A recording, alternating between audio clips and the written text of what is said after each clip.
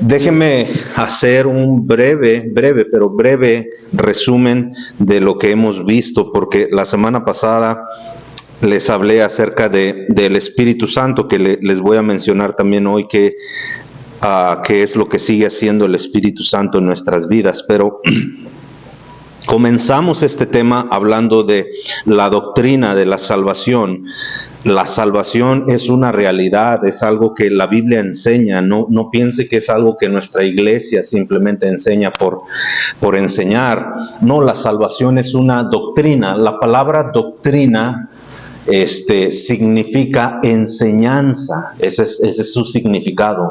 Nosotros, su servidor y mis hermanas, cuando estábamos chiquitos, nos decía mi mamá, van a ir a la doctrina, pero nosotros nunca entendimos qué significaba la doctrina, entonces nomás se quedó así el nombre, la doctrina, y nos llevaba mi mamá a la doctrina, pero nunca entendí qué significaba doctrina, qué era doctrina.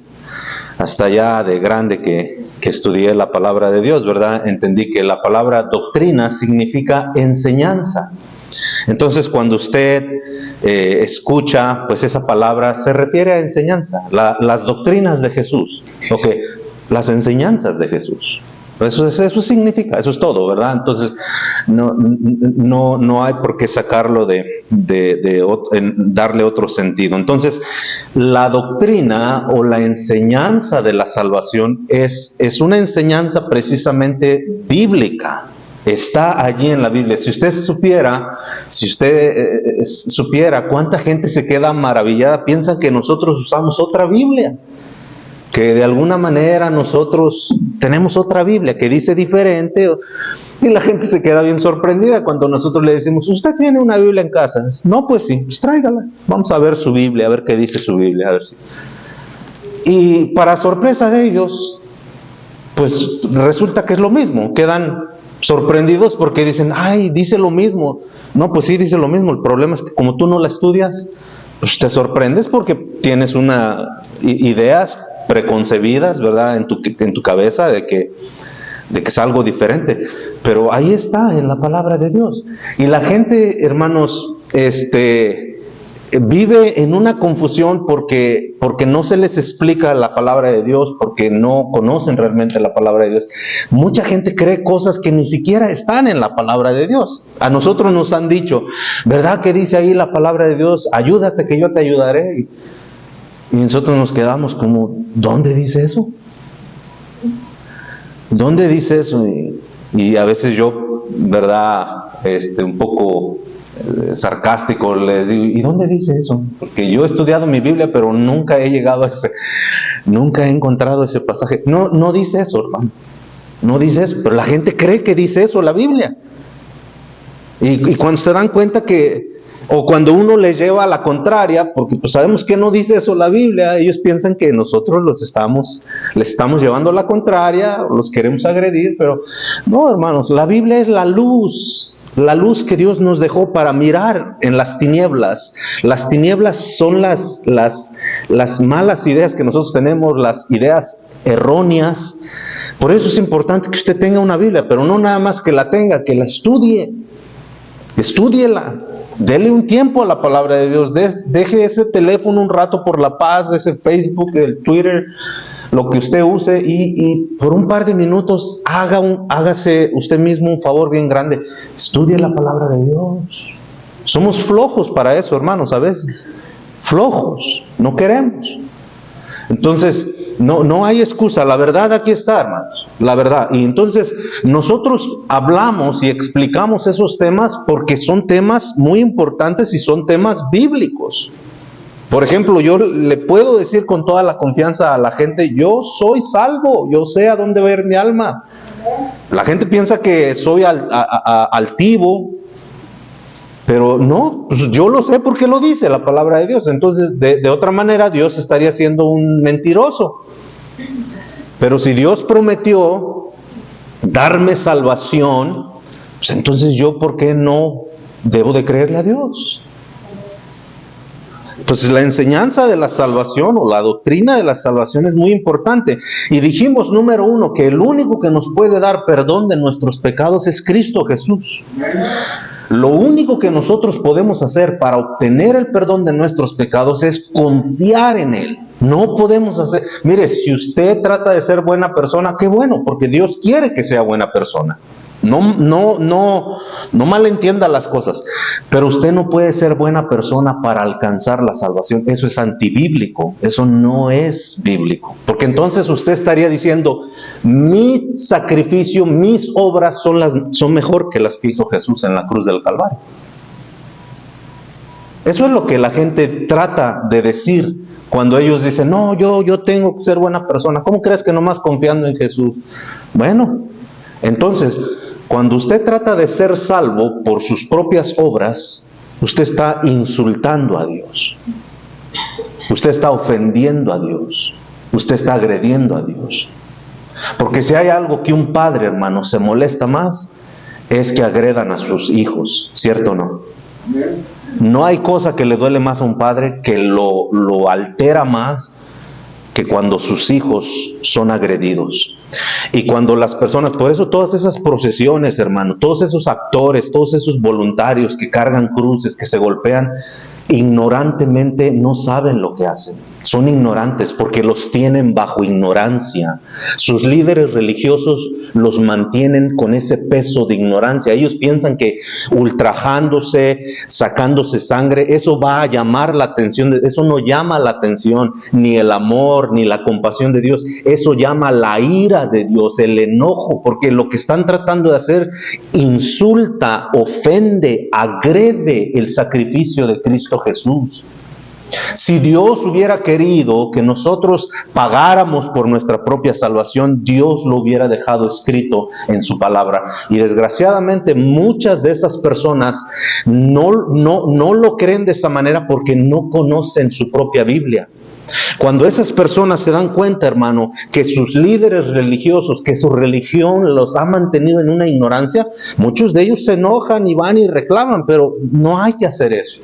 La culpa es nuestra por no tomar el tiempo de decir, bueno, ¿qué dice la palabra de Dios? ¿Qué dice realmente la palabra de Dios? ¿Lo que hago es lo que Dios dice en su palabra? ¿Qué dice?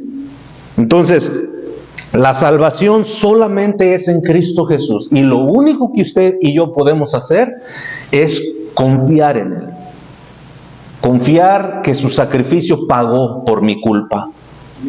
Ahora, ¿no debemos de ser buenas personas? Sí, todavía no hemos llegado a ese tema. Ahorita, con el favor de Dios, a ver si alcanzo a entrar un poquito en ese tema. Entonces, la salvación se encuentra en Cristo Jesús, en ninguna otra parte.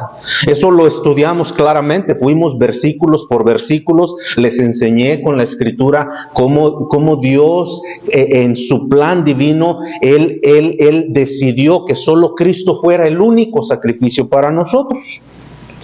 ¿Y qué hace? ¿Qué pasa entonces después de que una persona es salvo? Bueno, la Biblia dice que Dios nos sella con su Espíritu Santo y eso es precisamente lo que estamos estudiando. Vamos a leer una vez más Efesios capítulo 1 y el verso 13 y 14. Escuche lo que dice la palabra de Dios, 13 y 14. En él también vosotros, habiendo oído la palabra de verdad, el evangelio de vuestra salvación, y habiendo creído en él, fuisteis sellados. Hasta ahí nos quedamos la semana pasada. La semana pasada estudiamos esta frase, fuisteis sellados. Una vez que nosotros recibimos a Cristo como nuestro Salvador, la Biblia dice que nos sellaron. Esto es un ejemplo muy claro, se ve claramente, espero no me lo entienda a mal. Por ejemplo, esta televisión que está, o las dos televisiones, tienen una marca. Tienen una marca. Por ejemplo, esta televisión dice ONN, si no me equivoco, ¿verdad? Esa es la marca. ¿Por qué? Porque esta compañía está registrada ante las leyes, las leyes federales, lo que sea. Ellos tienen una marca que usan para dar a entender o para proteger en sí su producto, para que sepan que le corresponde a un dueño. Por ejemplo, Sony La marca Sony no puede reclamar estas televisiones, ¿verdad? Porque no le pertenecen a ellos, porque Sony tiene su marca. No sé si me está entendiendo. Por ejemplo, para aquellos que vivieron o crecieron en el campo, es muy típico, es muy común que la gente, especialmente los ganaderos, marcan su ganado. ¿Por qué? Porque vacas, ¿cuántas vacas hay en el mundo, hermanos? ¿Cuántas vacas hay en su estado? ¿Cuántos caballos hay en su estado? ¿Cuántos caballos hay en su pueblo? ¿Cuántas vacas hay en su pueblo? Miles. ¿Y cómo va a saber usted cuáles son suyas? Pues los ganaderos sabiamente entienden que es necesario que los marquen. Y ya saben, pues este es mi ganado, mira, se metió a tu terreno, pero es mío. No. Entonces ya lo conocen. Y la semana pasada yo les hablé de que la marca que Dios usó para sellarnos, porque el sello es una marca que se nos ponen. Vea lo que dice aquí: y fuisteis sellados. Ahora, ¿quién nos selló? Dios. Dios nos selló. ¿Con qué nos selló? Con su Espíritu Santo. Con su Espíritu Santo. ¿Por qué nos selló? Porque somos propiedad de Él. Somos propiedad de Él. ¿Verdad que sí? Usted tiene un acta de nacimiento que es como su sello, ¿verdad? Aquí a los niños les dan un seguro social, les dan el acta, su registro de nacimiento, y les ponen sus patitas ahí, ¿verdad? ¿Lo han visto? ¿Verdad que sí? Y ahí está, hermanos, sus huellas digitales, ¿verdad? Ahí están, de sus niños, indicando que ese es un sello de ellos, que les pertenece. No hay forma de que otro niño diga, no, esas son mis huellas. No son tuyas, porque son de esta persona. Hermanos, cuando fuimos salvos, el Señor nos selló. ¿Por qué nos selló? Porque ahora somos propiedad de Él. ¿Por qué nos selló? Porque no todos tienen ese sello. No todos tienen ese sello. No todos son hijos de Dios. Y esto nos lo enseña perfectamente el libro de Juan. Vea lo que dice el libro de Juan. Capítulo 8. Juan 8. Dice la palabra de Dios en el verso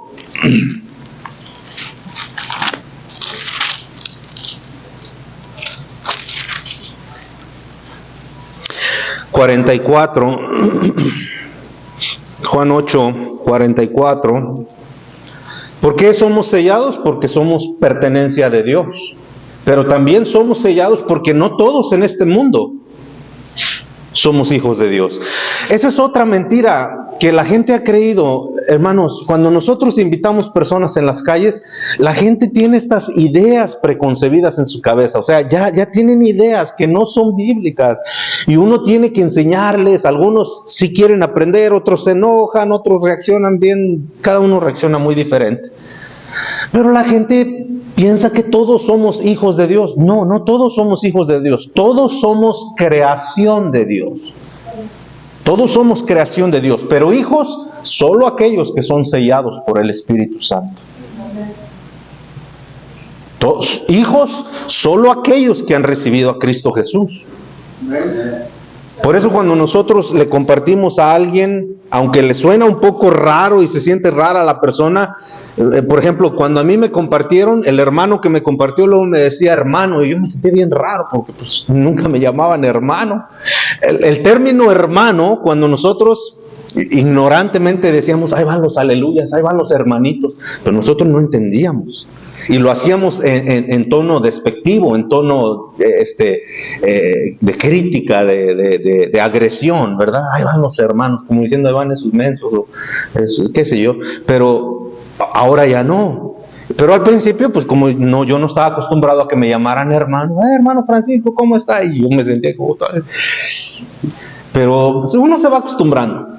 Pero la realidad de las cosas, hermanos, es que cuando usted lee las cartas, es más, el Señor Jesucristo dice, ya no os llamaré discípulos, porque ahora son hermanos. Son mis hermanos. Jesús mismo les llamó a aquellos que habían creído en Él sus hermanos. Sus hermanos. Cuando una vez vinieron y Jesús estaba dando eso lo puede ver usted en Mateo 13, pero Él estaba dando un discurso y una gente, en eso llegó María, su madre, y sus hermanos no de sangre, pero sus hermanos por parte de José, sus medios hermanos, vaya.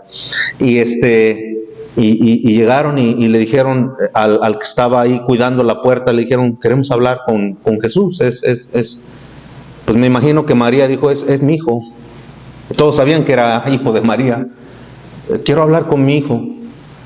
Y uno de ellos fue y le dijo, hey, afuera está tu mamá y tus hermanos y tus hermanas. Quieren hablar contigo. Y Jesús les dijo, miren, esta fue la respuesta de Jesús. ¿Y quién es mi madre? ¿Quiénes son mis hermanos?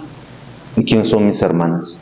Y dice que se volteó a la gente que lo estaba escuchando y les dijo, estos que han creído en mí son mi madre, mis hermanos y mis hermanas. Los que han creído en mí.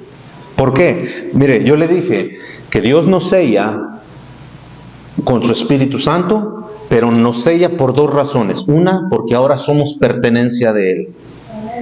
Otra, porque somos distinguidos en este mundo. No somos todos hijos de Dios. No crea esa mentira. Hijo de Dios solamente es aquel quien ha creído en Cristo Jesús. Vea lo que Jesús dijo en su palabra. Él dijo en el verso 44, vosotros sois de vuestro padre el diablo. Jesús les dijo, ustedes que no han creído en mi palabra, ustedes siguen siendo de su padre el diablo. No son hijos míos.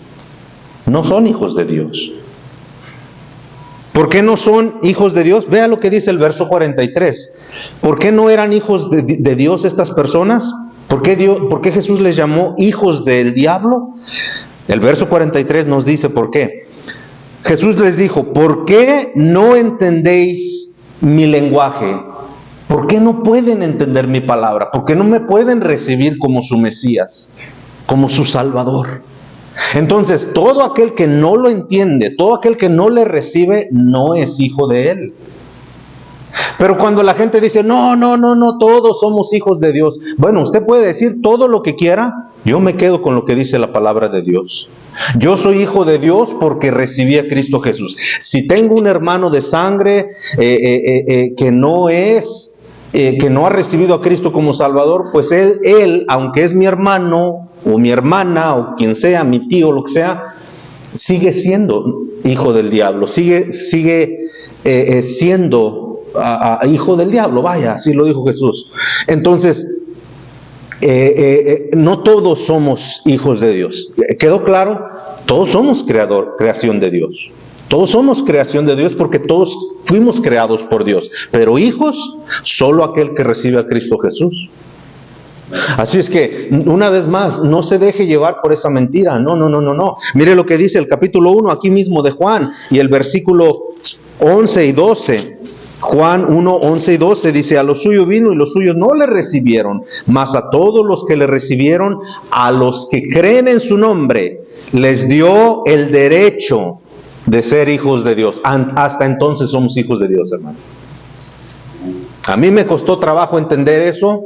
A mí me criaron en una religión tradicional, me enseñaron rezos, me enseñaron, qué sé yo, un montón de cosas que ni bíblicas son. Pero cuando eres confrontado con la verdad de la palabra de Dios, tú tienes que tomar una decisión. Y el consejo que yo te doy como pastor, no tengas temor. Obedece a Dios, Dios se va a encargar de todo, no tengas temor. Ahora, una cosa sí te digo, la gente que no ha conocido la verdad te va a criticar, y ahí te das cuenta que realmente, pues sí son hijos del diablo, porque cuando tú quieres hacer, mira, lo he dicho muchas veces, cuando tú vas a la cantina, vas a lugares que no deberíamos de ir, no deberíamos de hacer, hacemos cosas que no deberíamos de hacer, decimos cosas que no deberíamos decir, ahora queremos hacer lo correcto. ¿verdad? Mientras hacíamos esas cosas, mientras llegábamos con todo un montón de cosas que no son buenas para uno, la gente, nuestros familiares, nuestros hermanos incluso, bien, buena onda con nosotros. Mira, empiezas a ir a la iglesia, todo cambia. No, ¿cómo que ya te volviste? No, te lavaron el cerebro. No, sácate, no me hables de eso. No me hables de eso. Aquí hay hermanos que pueden testificar, hermanos. Sus propios familiares luego dicen, pastor, no quieren que les hablemos de estas cosas. Es más, se han distanciado de nosotros. ¿No se te hace a ti curioso que ahora que quieres hacer lo correcto delante de Dios, todos se te echan encima?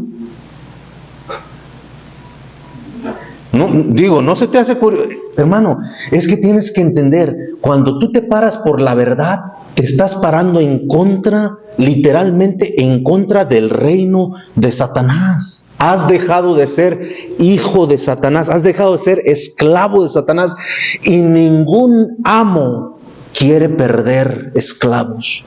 Satanás detesta cuando una persona se vuelve a Dios, porque ha perdido un instrumento en cómo avergonzar el nombre de Dios. Y es ahí donde nosotros, hermano, empieza la lucha. ¿O no te ha pasado a ti? Trátalo. A menos que seas todo un hipócrita y que salgas de aquí de la iglesia, hermano, y allá en tu trabajo sigas maldiciendo, sigas haciendo, en tu casa sigas siendo el mismo hombre. No, hermanos, no, ahí hacemos una destrucción en la familia. Si de verdad Dios perdonó nuestros pecados, nosotros, hermanos, debemos de entender que ahora fuimos sellados con su Espíritu Santo y ahora Dios está haciendo una obra en nuestros corazones. Ha comenzado una obra en nosotros. Pero salvo, hijo de Dios, solamente es aquel que ha recibido a Cristo Jesús. De ahí en fuera no hay nadie que pueda decir, yo soy hijo de Dios, porque así lo digo yo. No. Eres hijo de Dios cuando crees en Cristo Jesús. Luego dice que somos sellados. Volvamos a Efesios, por favor. Dice que somos sellados con su Espíritu. Entonces ya vimos que nos sella con su Espíritu, que el que nos sella es Dios. Y la razón por qué nos sella porque ahora somos propiedad de Él. Nos sella porque para hacer la distinción entre sus hijos. Y para terminar simplemente ese punto, ¿sabes por qué Dios quiere distinguirnos? Porque la Biblia dice que cuando Jesús venga por su iglesia, por su pueblo, el Señor Jesús dice en una parábola en Mateo que los ángeles quieren venir, o más bien, ellos quieren venir a escoger, a llevarse a los suyos.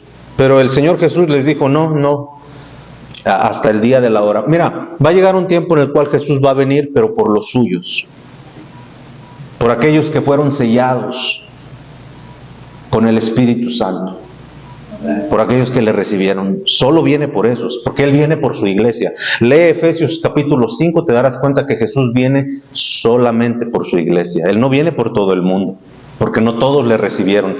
Pobre de aquel que no le recibió. Pero mira lo que dice entonces Efesios capítulo 1 y verso 13. Dice que fuisteis sellados con el Espíritu Santo de la promesa. El verso 14 menciona una palabra también muy interesante. El verso 14 dice que es, refiriéndose al Espíritu Santo, que es las arras. Las arras de nuestra herencia. Yo me quedé pensando, ¿qué significado tienen las arras? Las arras, porque para avanzar, hermanos, las arras eran unas pequeñas moneditas o algún pago que se daba en anticipación, como una garantía. Por ejemplo, para el pueblo judío era muy común que cuando un padre escogía a una familia y decía, yo quisiera que mi hijo se casara con alguna muchacha de esa familia es buena familia. Entonces juntaba una cantidad de dinero y le proponía el trato al padre de familia. O sea, no es como en nuestra cultura de que los muchachos escogen con quién se casan. La cultura judía es muy diferente. Los padres escogían. Entonces el papá iba y hablaba con el padre de familia y le decía, bueno, ¿qué te parece si mi hijo se casa con tu hija? Si el papá decía que sí, entonces el padre del hijo tenía que dar una garantía.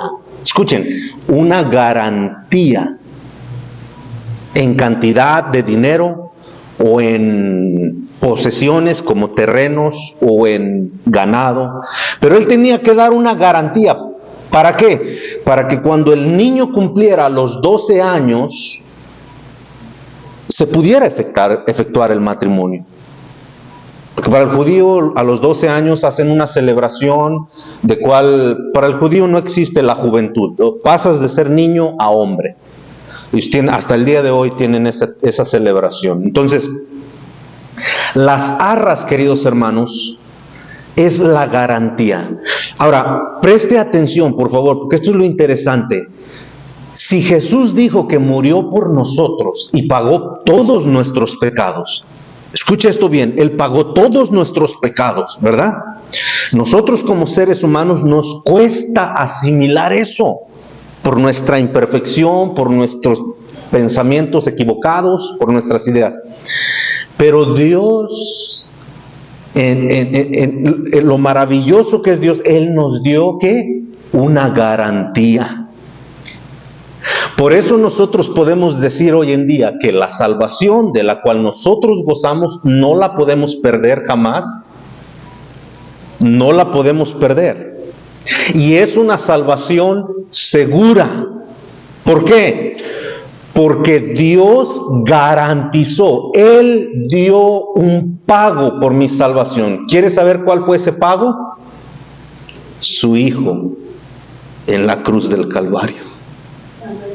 Por eso nosotros, hermano, por eso me atreví a decirle lo que en muchos de nuestros pueblos, yo como mexicano, me tocó participar en eso, a mi familia vi participando en ese tipo de cosas que uno hace según para ganar el favor de Dios, para estar bien con Dios. Mas no nos dábamos cuenta que lo único que estábamos haciendo, hermano, es provocar la ira de Dios. Porque cuando una persona hace eso, una vez más, eso es un insulto a la sangre, al sacrificio que solamente el Hijo de Dios pudo haber derramado en ese lugar.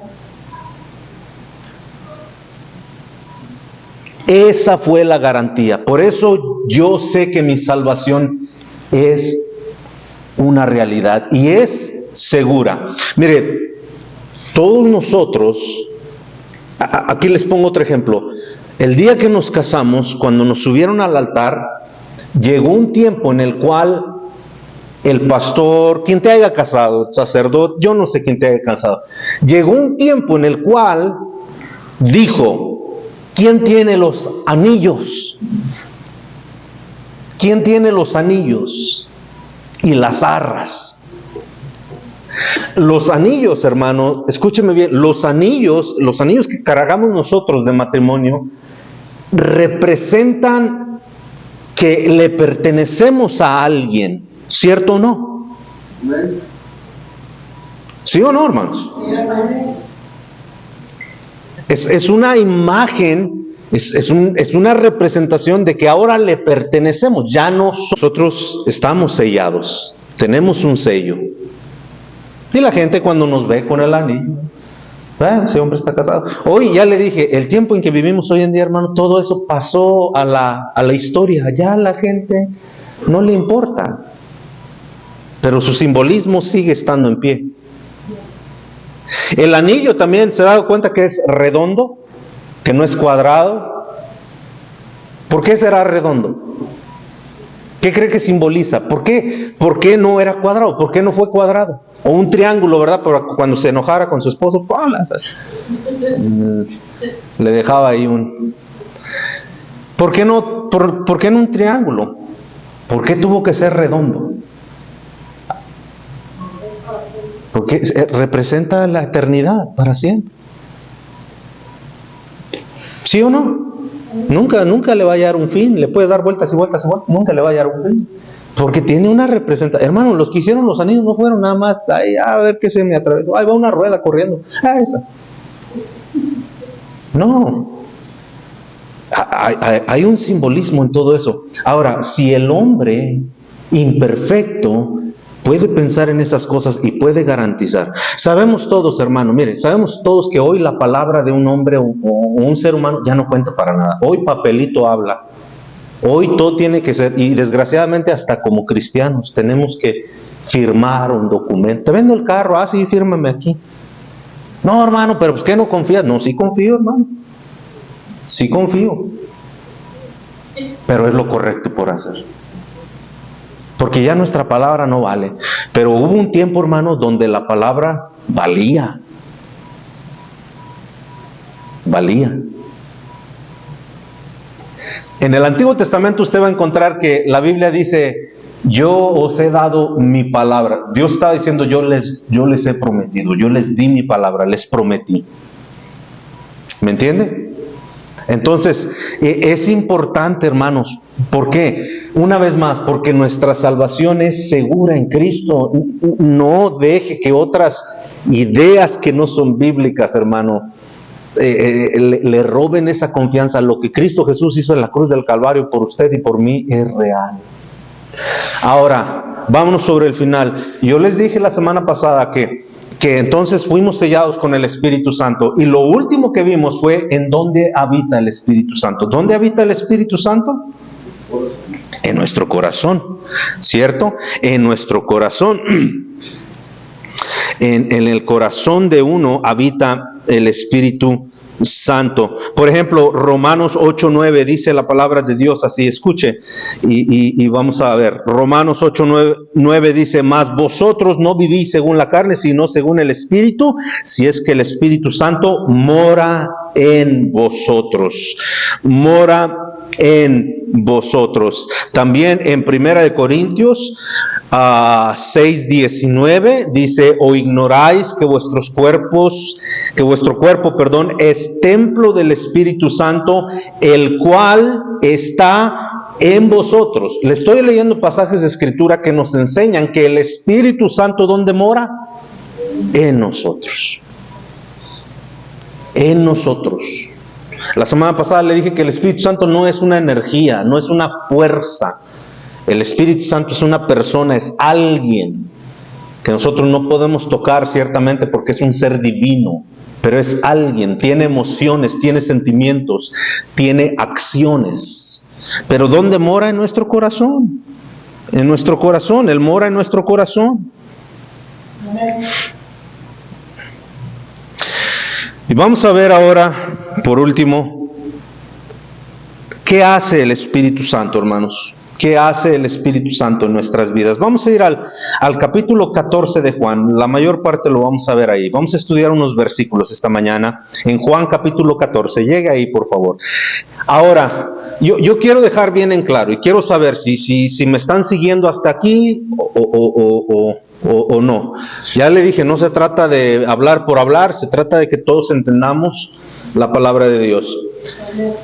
Dijimos que fuimos sellados, ¿cierto? ¿Con qué fuimos sellados? Con el Espíritu Santo. ¿Quién nos selló? Dios. ¿Por qué nos selló? Por dos razones. Porque somos pertenencia de Él, ahora ya no somos de nosotros. Ya no somos nosotros mismos, hermanos. Por eso ya no podemos hacer nuestras propias elecciones como nosotros bien se nos plazca. No tenemos a alguien que debemos de consultar. Es Dios. Porque ahora somos de Dios. ¿Amén? Y dijimos que también nos selló. ¿Por qué nos selló? Porque va a venir un tiempo en el cual Jesús va a venir por los sellados, por aquellos que tienen al Espíritu Santo. Y la única manera en que tú puedes recibir el Espíritu Santo, dijimos, es cuando recibes a Cristo, cuando confías en Jesús, que te otorga el perdón de tus pecados y la salvación. Ahora, ok, ya entendí eso, pastor. Ya entiendo que ahora el Espíritu Santo mora en mí. En mí. Pero ¿ahora qué? ¿Ahora qué? Bueno, ahora vamos a ver ¿qué es lo que quiere hacer el Espíritu Santo en ti, en mí? Porque en todos está haciendo algo el Espíritu Santo. ¿Sabes que la obra del Espíritu Santo no va a acabar hasta que moramos? Hermanos, si usted piensa que el ser pastor ya uno lo sabe todo, ya lo conoce, ya llegó a un lugar donde ya no tiene que, usted está bien equivocado. Todos vamos aprendiendo, y todos, incluyendo a su servidor, todos tenemos cosas que seguimos trabajando, que el Espíritu de Dios nos tiene que ayudar a cambiar en nuestra vida. La obra del Espíritu Santo es hasta los últimos días de nuestra vida. ¿Qué hace el Espíritu Santo? En Juan 14, les dije, Juan 14, ¿qué hace ahora? Ahora, ¿qué es lo que quiere hacer en usted el Espíritu Santo? Mire lo que dice Juan 14, 16, perdón.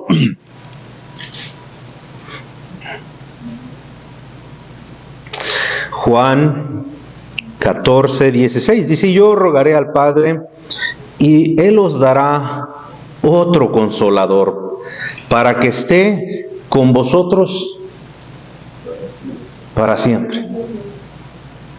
Para siempre. Escuche bien, una de las cosas, hermanos, préstenme mucha atención porque ya entramos en un punto nuevo. Una de las cosas... ¿Cuántos tienen frío? Perdón, hermanos. ¿Está muy frío? ¿Está demasiado frío? Sí. ¿Le subes un poquito? ¿No está bien? Bueno, los que dicen que no, pásense para este lado. Los que dicen que sí, pásense para este lado, ¿verdad? Bájale un poquito, por favor. ¿Qué les iba a decir, hermanos? Ya ven. Vamos a orar y vamos, ya se acabó todo. No se crean.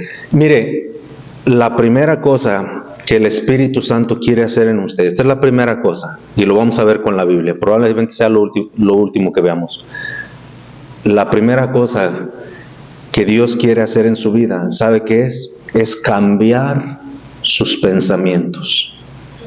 ¿Por qué el Espíritu de Dios está siempre con nosotros?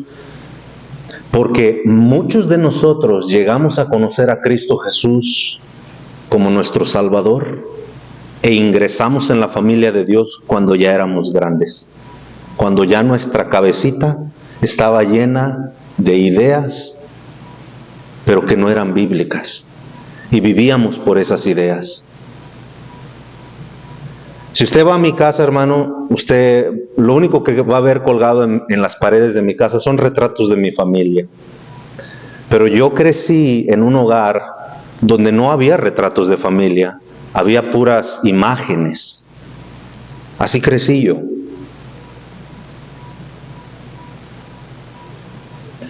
Yo crecí a los 18 años de edad, reconocí que era un pecador rumbo al infierno, y le pedí perdón a Cristo, le pedí que me salvara y Él me salvó. Pero yo tenía la misma práctica. Yo hacía muchas cosas porque yo no sabía qué otra cosa hacer. O sea, yo no tenía conocimiento. ¿Cómo podía hacer algo lo cual ignoraba? Por eso, escúchenme, hermanos, por favor, préstenme toda atención, todos ustedes su atención. Mire, hermano, si hay un consejo que yo te puedo dar como pastor, procura alimentarte de la palabra de Dios lo más que puedas. Pero si hay una razón por la cual Cristo dejó la iglesia en este mundo, es para que instruyera, para que hiciera discípulos, para que enseñara. Pero yo como pastor no los puedo obligar a venir a la iglesia, hermanos.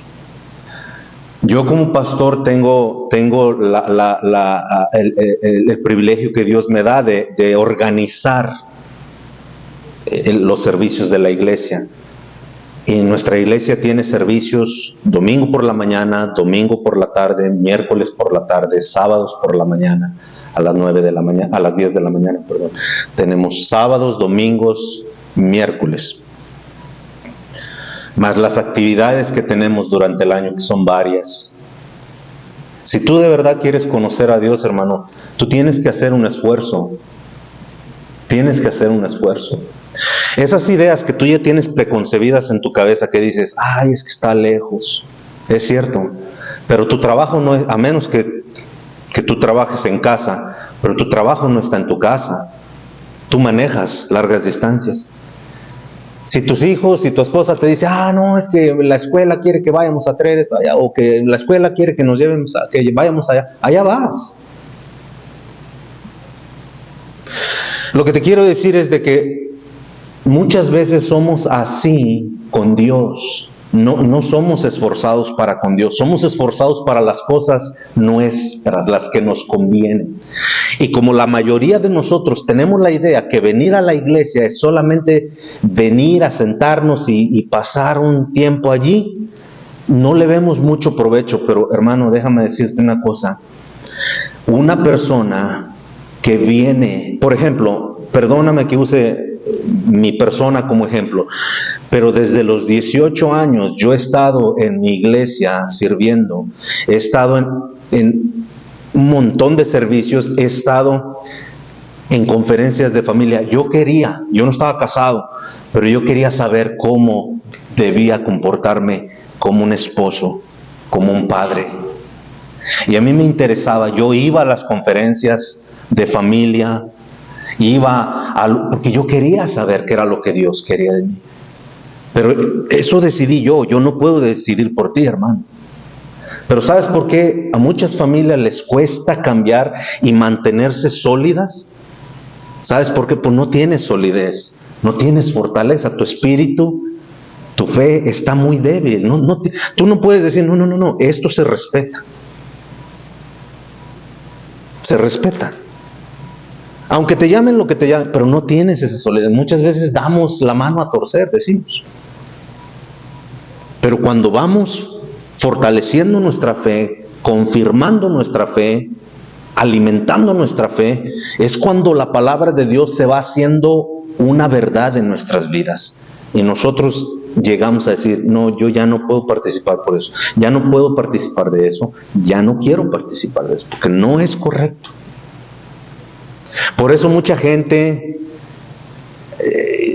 dice, pero yo que me da un cierto temor deshacerme de ciertas cosas o hacer ciertas cosas porque me da un temor. Está bien, no lo tienes que hacer, porque quizás no tienes la fortaleza, pero yo te garantizo que cuando tú te fortaleces, tu espíritu se fortalece en ti, tu fe, las cosas que no son de Dios no te importan, o sea, no te dan temor, porque sabes que no son de Dios.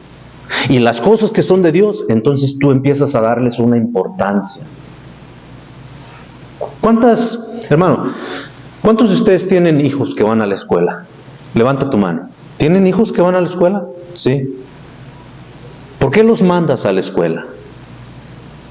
Porque es importante, ¿no? ¿Sí o no? Es importante. ¿Tú no crees que es importante para Dios que la gente aprenda? Es muy importante, hermanos. Pero Dios, fíjate, ahí es donde está la obra del Espíritu Santo, que Dios no le da esa autoridad al pastor. Esa autoridad y ese trabajo lo tiene el Espíritu Santo. Vamos a ver, yo te dije, lo primero que el Espíritu Santo quiere hacer en tu vida es cambiar tu manera de pensar. Porque esto es lo que nos controla, hermanos. Nuestras ideas. Esto es lo que nos controla. Yo seguido hablo con hermanos que sé que están pasando y han llevado una vida muy difícil, pero siguen haciendo las mismas cosas, no reciben el consejo. Digo, vaya a la iglesia, hermano, vaya a la iglesia, vaya, aprenda, vaya, o deme un chance, yo llego a su casa, dígame cuándo, pues yo le dejo saber, yo le digo, bueno, ok. Y luego viven en clamando a Dios, y es como el cuento aquel, ¿verdad?, de que dice que un hombre se estaba ahogando y le clamaba a Dios, pero soy tu hijo, sálvame, y en eso pasó una llanta, ¿verdad?, y Dios pasa un tronco y nada, se muere el individuo, llega al cielo y le reclama a Dios, Señor, pero ¿por qué no me salvaste? Pues mira, ahí estaba el tronco, no lo quisiste, pasó una llanta y tampoco la quisiste. Preferiste ahogarte. Y así hay mucha gente, hermano. Les da un consejo uno para que aprendamos a ser buenos padres, para que aprendamos a ser buenos esposos. Tantas esposas que se quejan de los hombres, secos, enojones, sin iniciativa, qué sé yo, sin tantas cosas, ¿verdad? Tantas cosas que uno se queja de la mujer. ¿Amén? No dice nada, ¿ya ven? Y más vale que no digamos, bueno, yo estoy muy lejos, pero más vale. Pero no, hermanos, no. Y esos pensamientos precisamente son los que el Espíritu Santo... Mira, hermano, Dios siempre ha querido bendecir nuestras vidas. Siempre, hermanos. Siempre. Dios no es un Dios de castigo primeramente. Es verdad, Dios es un Dios de amor. Pero Dios es un Dios justo. Es un Padre justo. Él no es como nosotros que nos dejamos vencer por el amor hacia nuestros hijos y les pasamos cada barbaridad. Andan en fornicación, andan en tantas cosas, hermano, y nosotros como somos sus padres, Dios no es así, hermano. Dios al que ama, disciplina. Con Dios no hay ese tipo de juegos. Aunque nuestros hermanos carismáticos se enojan de que uno habla mucho de pecado, pero es cierto, Dios castiga el pecado. Y no le hace que seas cristiano. Si vives en pecado, Dios va a obrar, porque eres su hijo, y te va a castigar, te va a disciplinar. Y muchos cristianos viven así, hermanos, en ese tipo de matrimonios, en ese tipo de familias. ¿Sabe por qué? Todo por las ideas que ya tenemos preconcebidas. Pero Dios quiere hacer una obra en tu corazón. Dios quiere darte un esposo, una esposa. Dios quiere hacer un esposo, una esposa, unos hijos, hermano, conforme a la voluntad de Dios. Eso es lo que Dios quiere hacer. Pero no todos lo hacen. ¿Sabe por qué, hermano? Porque requiere un sacrificio. Requiere una dedicación. Mire lo que dice, por favor, Romanos capítulo 12. Vamos a leer un par de versículos y nos vamos, hermanos. Romanos capítulo 12. Esta es la obra del Espíritu Santo. Es lo que está haciendo el Espíritu Santo. Está trabajando en nuestras mentes primeramente. Él quiere obrar en nuestra mente. Quiere destruir todo pensamiento que no está conforme a su palabra y quiere que nosotros pongamos en práctica lo que dice su palabra. Capítulo 12, y verso 1. Capítulo 12, verso 1, Romanos 12, 1 dice: así que, hermanos, esta instrucción es para nosotros como cristianos. Hermanos, os ruego por las misericordias de Dios que presentéis vuestros cuerpos en sacrificio vivo. Te va a costar algo, hermano. Mira, así como nos cuesta a nosotros, y a nosotros, yo le doy gracias a Dios. La hermana no está aquí, pero está allá afuera cuidando a los niños. Pero yo le doy gracias a Dios por esta hermana que siempre nos ayuda, hermanos. Siempre la hermana está dispuesta, va por gente, ella se tiene que levantar más temprano. Algunos de ustedes se quejan porque están lejecitos, pero ya te dije, hermano, puras excusas. Vamos a otros lados, hermano. Gastamos en otras cosas. Es lo mismo. Mucha gente mira, hermano, mucha gente se enoja que la iglesia recoge ofrendas. Tú no te enojarías si conocieras las finanzas de nuestra iglesia. Créeme. La gente dice, no, pero ¿por qué? Porque no entiende. No entiende. Piensan que todo se va a dar nada más por arte de magia. No entiende que la iglesia, hermanos, hay un buen gasto que se usa para mantener los edificios, hermano, mantenimiento y tantas otras cosas que necesitamos. La gente no entiende eso, hermano. No entiende que cuando vas al baño hay papel de baño, no entiende que hay aire acondicionado, a menos donde está sirviendo ahorita, no entiende que las luces que tenemos aquí gastan energía, hermano, no entiende que tenemos biles de agua que pagar. Y esto, hermano, no crea que es como una casa, esto no es residencial, esto es tipo comercial. Los cobros que nos hacen son tipo comerciales. Pero la gente no entiende eso, hermanos, no entiende. ¿Por qué? Porque tienen sus propias ideas preconcebidas. Piensan que todo el dinero se lo dan al pastor. Ya te dije, nosotros tenemos gente encargada que supervisa las finanzas. Yo no. Yo solamente decido en qué usamos las ofrendas. Apoyamos personas que están haciendo la obra, necesitamos cosas que van a dar el funcionamiento a la iglesia. Los que están aquí, hermanos, que se ha ido la luz, cuando estamos aquí encerrados, no se ve nada. Tienen que andar los hermanitos, ¿verdad? Como en concierto con su telefonito ahí. Pero qué importante es todo esto, hermanos, ¿no creen? Pero como ya tenemos ideas en nuestra mente, no, está bien lejos, no, ¿para qué dar? Todas esas ideas, el Espíritu Santo quiere ponerlas en orden en tu mente, para que como leyó el hermano Máximo en la mañana, 2 Corintios 9:7, para que hagamos la obra de Dios con alegría, de corazón. Y yo siempre se los he dicho, miren, tenemos un grupo de hermanas y muchas o algunas dejan de venir porque no le dan importancia. Hay un grupo de hermanas, no se les paga, hermanos, pero hemos siempre enseñado lo que la palabra de Dios nos dice. Todo lo que hacemos, lo hacemos de corazón, sin esperar nada a cambio. Dios es el que nos da la recompensa. Y si no lo va a hacer de corazón, mejor no lo haga. No lo haga. Dios se encarga de su obra, hermano. Dios nos dará gente. Porque es de Dios la obra, no es del pastor. Muchas iglesias, los edificios, los vehículos, las herramientas, todo lo que tiene la iglesia, en muchas iglesias están al nombre del pastor. Adivine qué, cuando el pastor se muere, adivine a quién le queda todo eso. A la familia del pastor. Eso no es correcto, hermanos. No es correcto. La iglesia y todo lo que pertenece a la iglesia no debe de estar a nombre de una sola persona. Es a nombre de la iglesia. O sea, si usted quiere saber, la cuenta de banco está a nombre de nuestra iglesia, a nombre de algunos hermanos de la iglesia, pero a fin de cuentas es a la iglesia, no es a una sola, no es a una sola persona.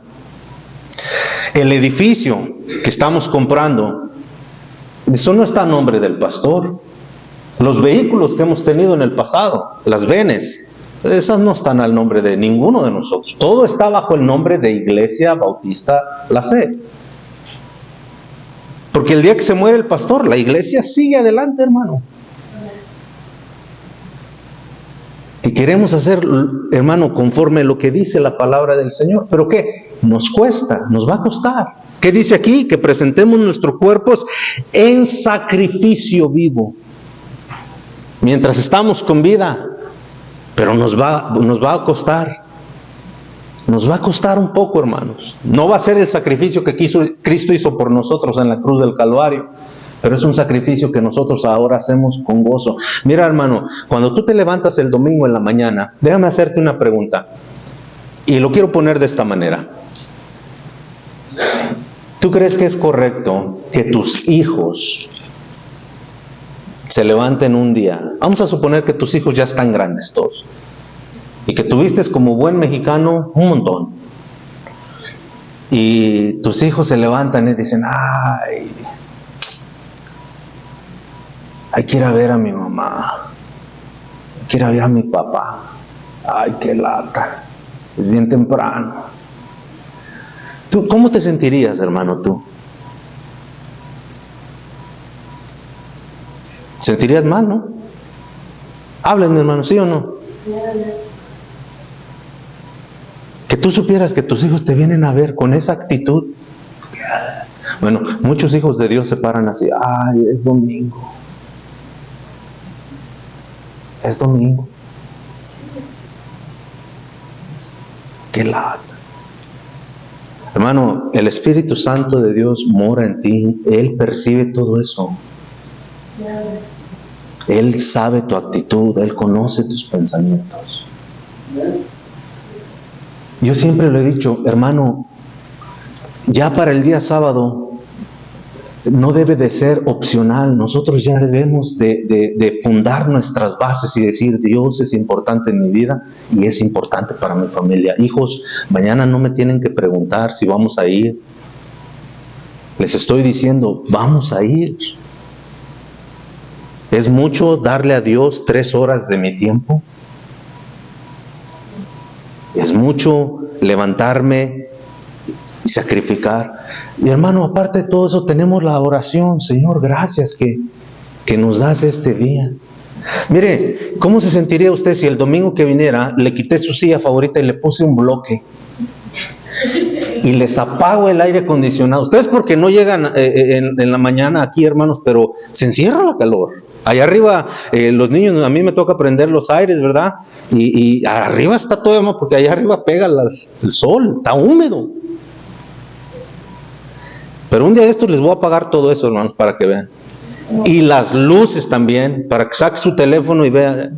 Yo le aseguro que si hago eso, hermano, ya el próximo domingo no viene la gente. ¿Cómo cree que me voy a sentar en un bloque? ¿Qué lo que eras del pastor? Pues yo no entiendo. Entonces tenemos sillas bien cómodas, tenemos luz, tenemos aire acondicionado y todavía nos cuesta. Tiene un vehículo. ¿Alguien vino en burro esta mañana? ¿Alguien vino caminando esta mañana? Pero fíjese el sacrificio tan grande que hacemos. ¿Qué tanto sacrificamos por Dios, hermanos? No, hermanos. El Espíritu Santo es el que nos va a ayudar a cambiar ese tipo de pensamientos. Que lo único que produce, ¿sabe qué? Es puro hijo malagradecido. Dios tiene muchos hijos ingratos, malagradecidos. No, hermanos. Por muy poquito que quizás hayas trabajado esta semana, pero tú sé fiel a Dios y yo te garantizo una cosa, hermano, porque dice la palabra de Dios, hermano. Pero el Señor ha prometido bendecir a aquel que es fiel con Él. Pero nos va a costar un poquito, nos va a costar.